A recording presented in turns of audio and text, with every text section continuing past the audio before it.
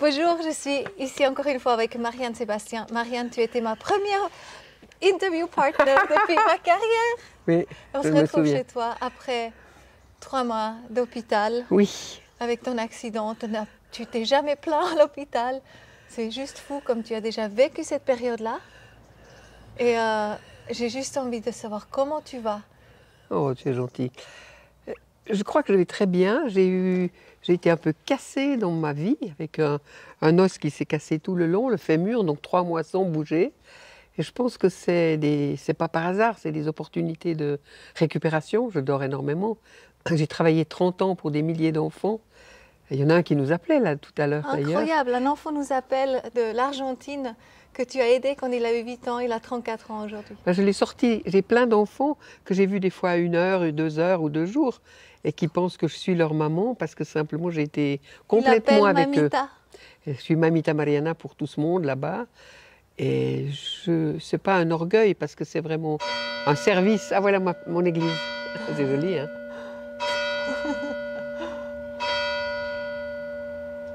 4 heures. Donc tout ça pour dire qu'il n'y a pas de hasard dans la vie. Et quand on a des épreuves, c'est de se dire qu'est-ce qui m'arrive, qu'est-ce que je dois changer, quelle transition je vais bien écouter. Et en fait, j'ai écouté à l'intérieur, j'ai découvert que j'avais des dons que j'ignorais pour soigner beaucoup plus directement, et ça a toujours été mon rêve, en fait, de soigner très rapidement les gens, de soigner pour que Dieu guérisse, je dirais, très vite. Et c'est vrai que j'ai vécu des choses bouleversantes pendant ces 3 mois d'intériorité, tout en continuant à suivre les projets, parce que les projets, c'est 250 000 personnes qu'on a aidées l'année passée à voie libre.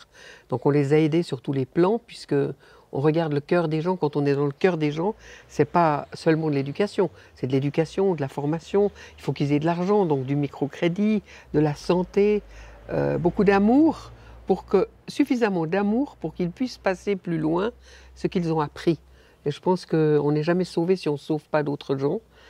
Et c'est ça qui m'a rapproché de tous ceux qui souffrent, tous ceux qui sont torturés, toutes les femmes qui évitent la mort chaque jour, parce qu'on a eu 5 féminicides cette semaine à Cochabamba, en Bolivie. Ça veut dire des femmes qui sont tuées par les hommes qui les aiment, ça veut dire leur mari, leur conjoint, leur concubin. Et on est face à ce grand mystère de la violence. Et si on jugeait seulement, parce qu'on juge aussi avec l'Observatoire de la justice, on juge et on les envoie en prison. Mais en même temps, tous ceux qui sont récupérables, ils viennent dans un groupe hommes de paix dans lequel ils font amendement, ils demandent pardon, ils parlent ensemble. Et hier, je voyais les images de leur dernier groupe de travail. Tous, ils avaient une poupée et ils devaient la langer.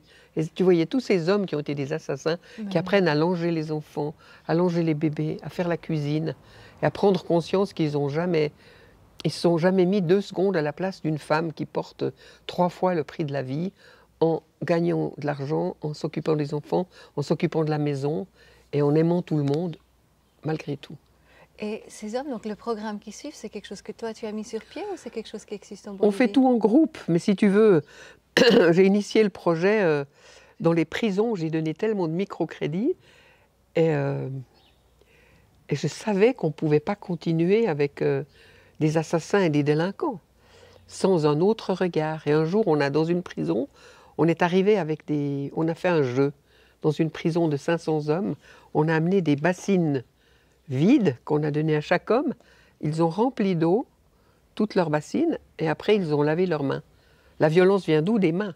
Avec les mains, tu tues, tu tapes, tu fais l'enfer sur terre. Et ces hommes, ils ont commencé à laver leurs mains en silence dans une prison, pour laver le sang, laver l'horreur, laver les souvenirs, en demandant pardon et en parlant après. Et sur 200 hommes, il y avait 200 hommes dans cette prison. Sur les 200 hommes, on en a 40 qui sont venus tout de suite dans le groupe Hommes de paix. Et on a commencé un grand programme l'année passée, on a eu 1050 hommes, délinquants, assassins, qui ont fait des stages réguliers toutes les semaines de relaxation, de détente, de parole, de hurler leur colère aussi, parce que finalement, ils n'ont pas été aimés. Et tous ces hommes, ils n'ont pas été aimés, donc ils expliquent qu'ils refont la violence qu'ils ont vécue de leur père, de leur grand-père, de leurs aïeux et de leur tradition qui est complètement macho. Ils n'ont jamais connu l'amour et c'est pour ça qu'ils ont... Oui. Donc c'est leur façon à montrer quelque part quelque chose qu'ils existent ou qu'ils vivent. Qu'est-ce qui amène quand même ces hommes Ça, je ne à comprendrai préférer... jamais comment on peut taper une femme qui t'a donné 3 enfants jusqu'à la mort. Tous les jours, je vois des photos de visages rouges de sang, des nez cassés. Il y a une femme, l'autre jour, elle avait le visage en 5 parties cassées. Comment est-ce qu'on peut taper sa femme avec qui on a fait 5 enfants de cette façon jusqu'à ce qu'elle meure? Donc la violence masculine est une grande question dans le monde. Et je crois qu'il faut qu'on réalise que la violence masculine, enfin il y a une erreur je pense dans le taux de testostérone du créateur, parce que de créer une violence possible chez beaucoup d'hommes, alors que la majorité sont des hommes de bienveillance et de cœur, mais il y en a une certaine partie qui font les guerres, qui font les armements, qui tuent les femmes et les enfants. Et il faut se rendre compte qu'avec un monde dirigé par cette violence masculine, on est arrivé dans le mur, et que ça ne marche pas. Et que c'est le jour où il faut que les valeurs féminines, les valeurs de compassion, les valeurs d'amour, les valeurs de transmission de vraies stratégies de bienfaisance et de... je trouve pas le mot. Bienveillance. De bienveillance, voilà. Que ça arrive, parce que tant que ça n'arrive pas, on est face à des gouvernements complètement stupides, obtus et dictatoriaux. Il y a eu ce partage justement, ce vice-président de Bolivie que j'ai reçu des douzaines de fois, je crois toi aussi. Oui, moi aussi, tellement trop. Et qui parle tellement bien, puis tu dis waouh, c'est ça le nouveau gouvernement, et je me dis, je connais un peu tes histoires, je me dis c'est pas du tout ça sur place, mais comment ça se passe en fait? Et qu'est-ce qu'il dit le gouvernement? Parce qu'il doit être bien au courant aussi de tout ça. Est-ce qu'il intervient? Non, le gouvernement ne sait pas, on n'a pas pu parler à aucun gouvernement, sauf le dernier en Bolivie où c'était une femme qui nous a reçus, qui était très très émue et qui était d'accord qu'on annule une loi, ils ont adopté une nouvelle loi à l'Assemblée législative qu'on a proposée avec notre observatoire de la justice. Donc de voir que les gamins du caniveau sont devenus des avocats, ont fait l'observatoire de la justice et sont entendus par la présidente, elle était ouverte, elle nous a reçus. Donc maintenant, je ne sais pas ce qu'il en est, je ne vais pas parler avant, tout le monde admire ce nouveau président, j'espère. Simplement, ce que je sais, c'est qu'il a donné l'impunité tout de suite à Evo Morales, qui a pu rentrer au pays, alors que lui, il a transféré les avoirs du pays à l'extérieur, qu'il a volé, qu'il a été dans la drogue, qu'il a fait des enfants et des filles de 14 ans, et qu'il est accusé de beaucoup de choses. Mais comme le nouveau président l'a tout de suite absous, ben le revoilà. Il est revenu avec une foule qui l'a accueilli, alors qu'il avait été... Parce que c'est fou, ça fait quand même quelque chose quand tu entends un chef de gouvernement parler comme ça, tu dis mais ouais, c'est la solution quelque part. Parlons d'autre chose, je n'ai pas d'avis. Il faut voir les gens à l'action. C'est à la fin du marché qu'on compte les bouses.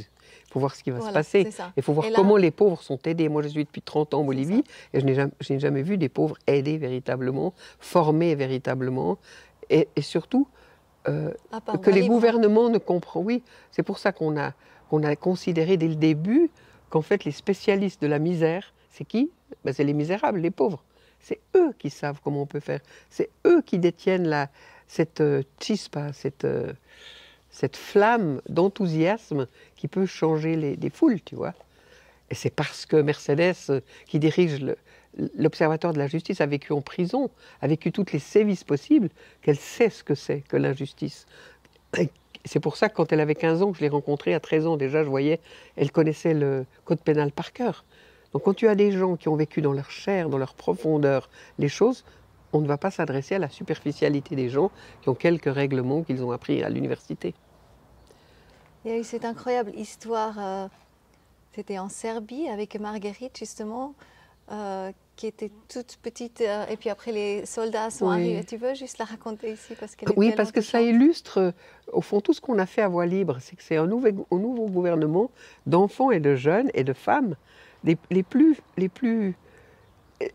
la vérité sort de leur bouche, donc on les a juste écoutés. Moi j'ai vécu avec eux des années, dans les mines, dans les rues, partout, dans les ordures. Hein. Et j'aime beaucoup l'histoire de Marguerite Cardos que j'ai entendue, c'était en Hongrie, quand les Russes sont arrivés en 1945, et ils brûlaient les villages, et ils étaient dans un village, et ils disent, tiens, on n'a pas encore brûlé la petite ferme au fond là. Et ils violaient les femmes, ils hurlaient, ils lançaient des armes. Ils sont approchés de la petite maison le soir tard, ils ont tapé violemment à la porte, et il y a une vieille dame en chemise de nuit blanche qui a ouvert et qui a dit « Chut, il y a un enfant qui dort. Il y a un enfant qui dort. » Et les soldats, complètement excités, se sont calmés. Elle leur a fait signe d'entrer. Elle leur a servi de la soupe. Elle a réchauffé la soupe pour eux. Ils ont mangé la soupe et elle leur a montré le bébé. C'est Marguerite, regardez. Alors, ils ont regardé le bébé a souri. Et après, ils se sont détendus. Ils ont sorti de leurs poches des vieilles photos jaunies de leurs sœurs, de leurs enfants, de leur famille. Ils ont parlé. Puis après, ils sont sortis doucement et elle a fermé la porte. Pour dire que un enfant, un bébé qui dort peut émouvoir les cœurs les plus insensibles.